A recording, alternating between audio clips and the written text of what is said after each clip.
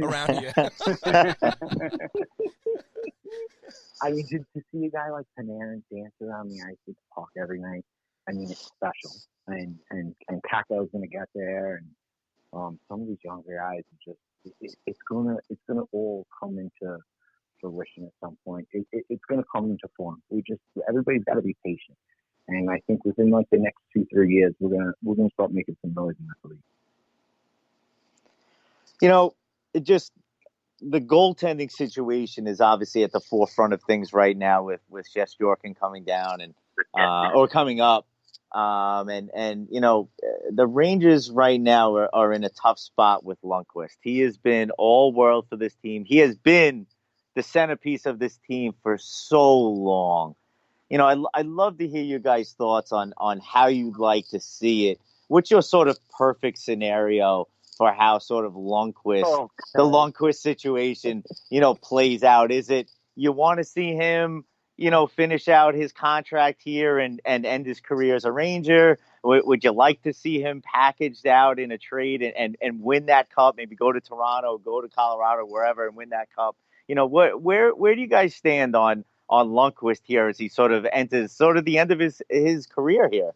Guys, do you want me to put some Carpenter's music on first? Dream scenario, Gary Bettman comes to center ice and Henrik Lundqvist for Stanley Cup. I just don't think that's going to happen. So, listen, and I don't think Hank wants to go anywhere. I don't think we're gonna move him. If he wanted to go to a contender, I totally respect it. I totally understand it.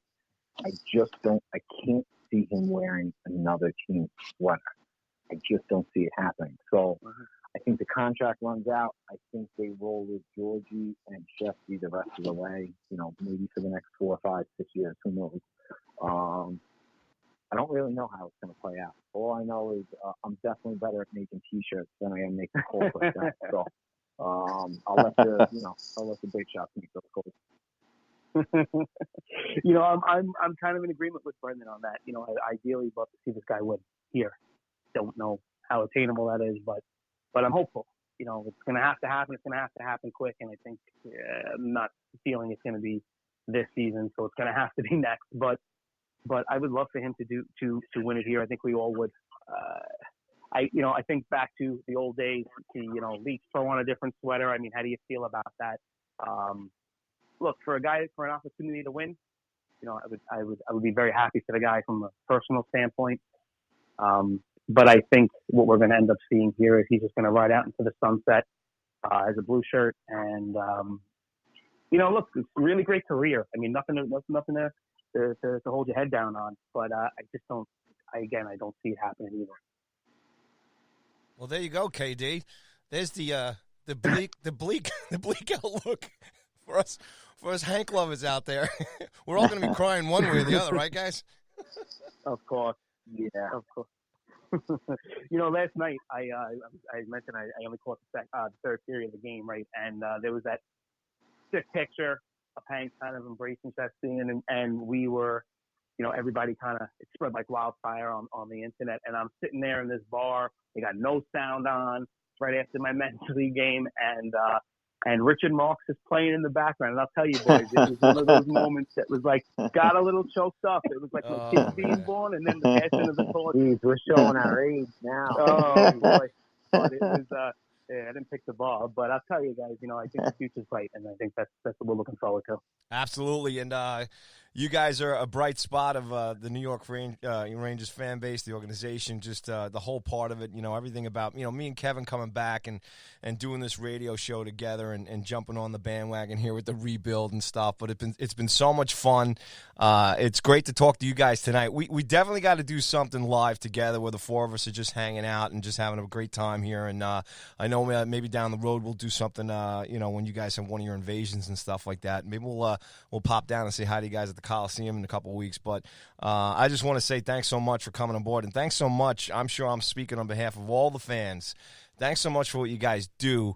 I'll just say one thing. When I started podcasting years ago, right, and I'll never forget Ken Danico. I used to do, with all the guys from the local teams here and stuff. And Kenny talked to me and my buddy, my cousin Mike. We were doing one show, and before the show, he turned around and he goes, you guys got to keep doing what you're doing. He says, we kind of, we have to kind of walk the line here working for, MSG and just working at broadcasters and stuff like that.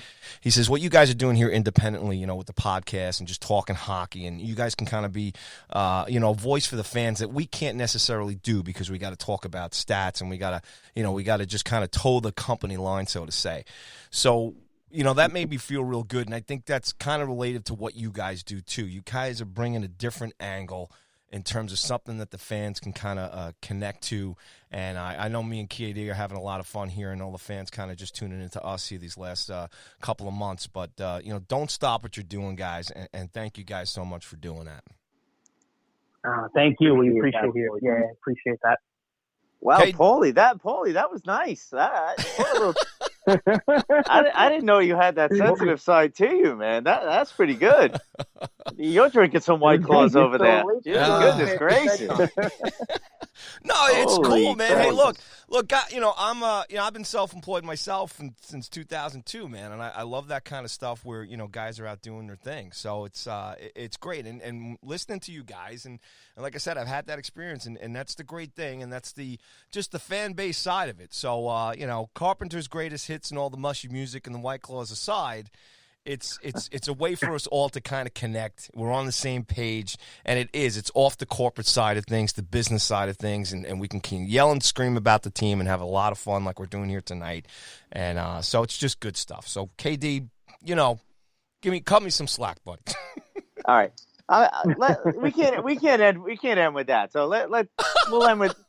We'll end with this. So what's your go-to drink during a Ranger game?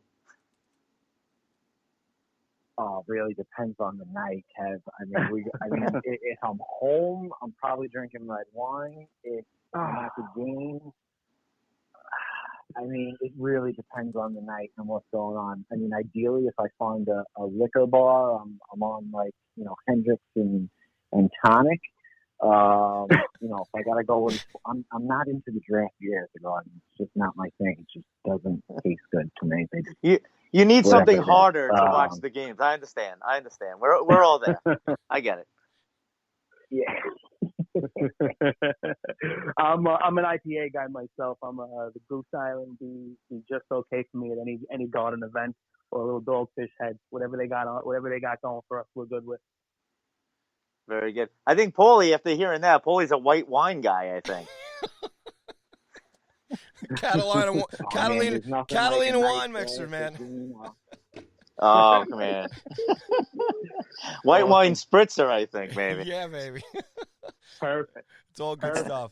All right, guys, this has been awesome. Thank you guys so much for doing this. We really appreciate it. We can't wait to listen back, man. It's great stuff. We'll see you guys on Twitter, and we can't wait to, definitely hang out with you guys in person here. Hopefully we can do that before the end of the season, and hopefully these boys just, like you guys are saying, we'll all stay positive here, and maybe they kind of, we got maybe we're about 3 to 5 goalies deep, so maybe we can get cause some kind of trouble if they can get into the wild card spot. But Brendan and Joe from We Bleed Blue, thank you guys so much for hanging out with me, KD, on Go Rangers Radio tonight. Thanks so much, you guys. Thanks, boys. Thanks for having us, boys. We'll do it again sometime. Thank you very much. Thanks. You got it. Good night, guys. Once again, that's Joe and Brendan. We Bleed Blue. Great stuff. We, KD just getting a chance to kind of do our first interview here tonight, and we couldn't ask for two better guys to kick things off. Yeah, it's good to have real fans in here as our first guests. You could have a reporter come in and get some sort of insight on what's going on with the locker room, but we're more about just being fans and bringing fans on the show. And look, those two guys are two of the biggest Ranger fans out there. They're really just living the dream right now. Two best friends, Ranger fans, to be able to build a business. On the backs of that is amazing and something, I think we all, would love to do and to, I'm sure for them just to see their product at the Garden is gotta be just an amazing feeling for those guys. So, kudos to them and congratulations on all their success. Like I said, I go way back with those guys from my blogging days, and to see them at this point is such a great thing. I'm so happy for those guys, as I mentioned before. And you could just in their answers that when talking about the teams, I mean those they're real fans. So those are real fan answers. There's no sort of analytics. There's no real insight into it. It's just true fan feeling there. And that's what we're about here on this show. So I think that they were the perfect first guest to have. Yeah, no, 100%. No doubt about it because, like I said, it's, we sit there, the tweets before the games, everybody taking pictures. I love that. I did it myself when I got my Mika jersey.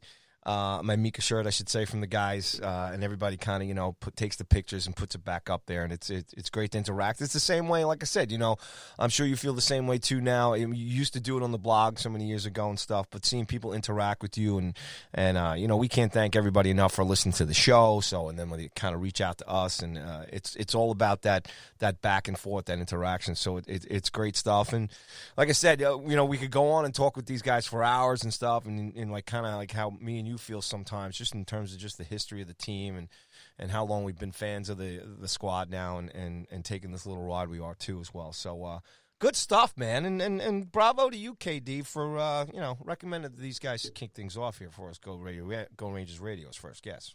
So and it's fun, having them on. It just felt like we're just sort of, like you said, sort of at the bar, just shooting the talking Rangers, and that's what makes a great sort of interview.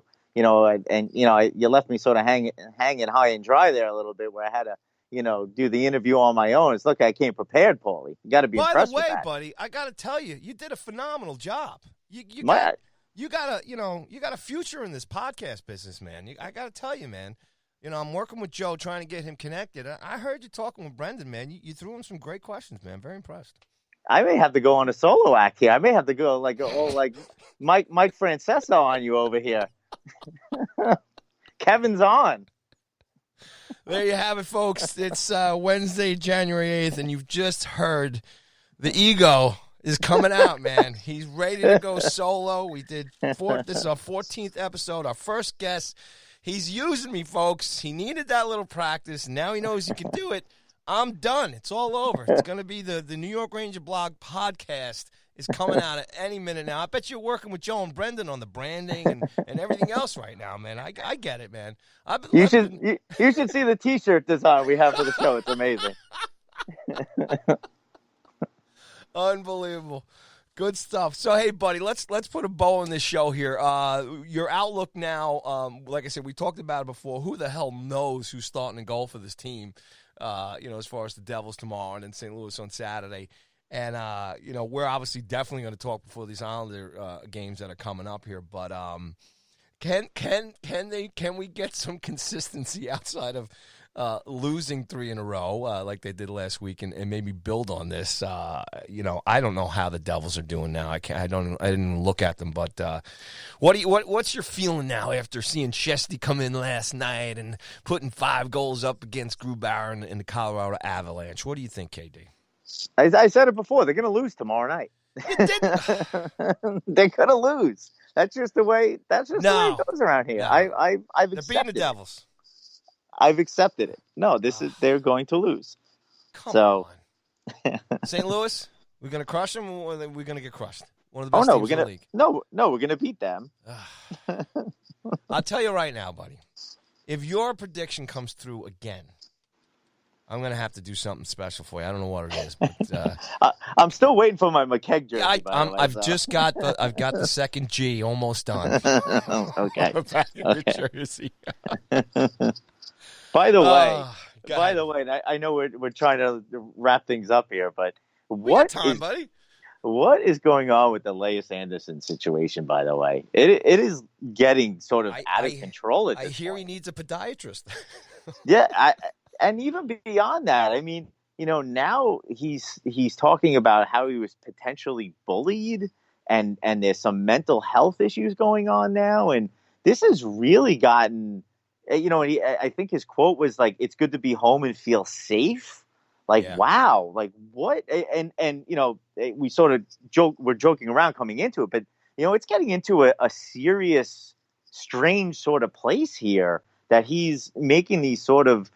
I don't know if they're accusations just yet, but that there was something going on there that seems sort of odd, whether it, and again, the bullying thing, after what we saw, last month with